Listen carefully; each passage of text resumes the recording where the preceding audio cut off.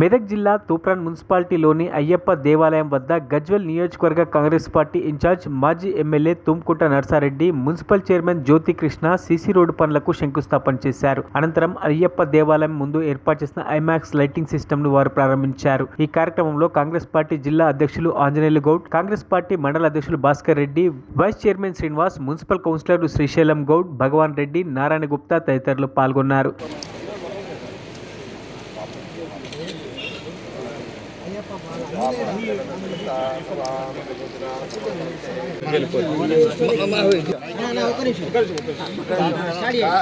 కార్తీక మాసం మంచి రోజు, అదేవిధంగా గురువారం కార్తీక మాసంలో ఈరోజు అయ్యప్ప స్వామి దగ్గర సీసీ రోడ్కు శంకుస్థాపన, అదేవిధంగా ఐమాక్స్ లైట్కు మా చైర్మన్ గారి ఆధ్వర్యంలో ఇప్పుడే ఇనాగ్రేషన్ చేసుకోవడం జరిగింది.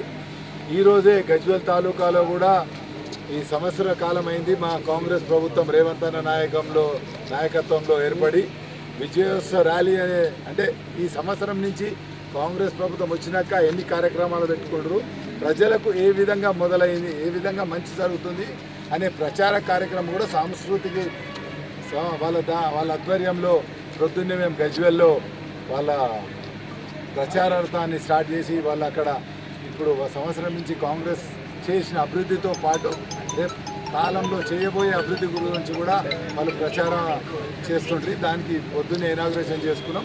అదేవిధంగా మీరు కూడా తూప్రాన్లో చూడాలి, మా కొత్త చైర్మన్ జ్యోతి కృష్ణ గారు వచ్చిన తర్వాత ప్రతి ఒక్క వార్డులో అభివృద్ధి పనులు జరుగుతున్నాయి. సీసీ రోడ్లే కానీ లైట్లే కానీ ఏ అవసరం ఉన్నా మన అవినీతి రహితంగా ప్రతి ఒక్కరికి పర్మిషన్ ఇచ్చి, అదేవిధంగా ఇక్కడ ప్రజలకు ఏ అవసరాలు ఉన్నాయో తీర్చే విధంగా కాంగ్రెస్ ప్రభుత్వం పనిచేస్తుంది. అందులో భాగంగానే మీరు చూస్తున్నారు, ఇప్పుడు వడ్ల కొనుగోలు అపోజిషన్ పార్టీ వాళ్ళు ఉట్టిగా బదనాం చేసే కార్యక్రమం పెట్టుకోరు, కానీ ఏదైతే రేవంత్ అన్న అనౌన్స్ చేసిండో 500 రూపాయలు సన్న వడ్లకు బోనస్ కూడా ఆల్రెడీ అకౌంట్లలో పడుతుంది. అదేవిధంగా వడ్లు ఎన్ని వండినాయో మీ అందరు గమనిస్తున్నారు, అవన్నీ కూడా ప్రభుత్వం తీసుకొని వాళ్ళకి తొందరగా పైసలు వచ్చే విధంగా. మరిన్ని అప్డేట్స్ కోసం మా ఛానల్ని సబ్స్క్రైబ్ చేయండి.